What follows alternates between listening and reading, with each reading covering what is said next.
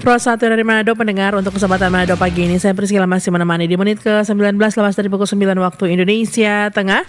Masih dengan tadi topik pembahasan kita adalah terkait dengan bagaimana menghadapi cuaca ekstrim. Selamat pagi untuk Anda di kota Manado dan sekitarnya yang cuaca di kesempatan hari Jumat ini membuat Anda mungkin membatalkan beberapa rencana Anda untuk beraktivitas di luar rumah ya.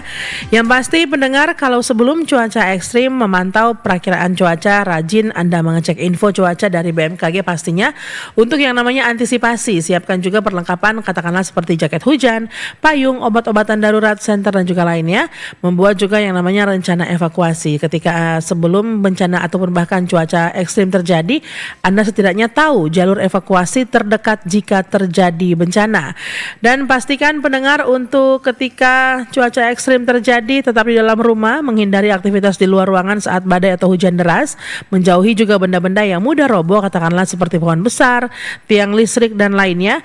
Matikan juga listrik dan gas jika terjadi banjir atau angin kencang dan selalu jaga komunikasi. Pastikan ponsel Anda terisi daya dan juga informasikan keluarga tentang kondisi Anda. Tadi ada beberapa pendapat juga di opini publik yang menyampaikan jangan lupa untuk tetap memiliki radio yang bisa menjadi penolong Anda mungkin ketika cuaca ekstrim atau bahkan bencana terjadi pendengar, karena bisa menjadi sarana untuk Anda mendapatkan informasi terbaru pastinya.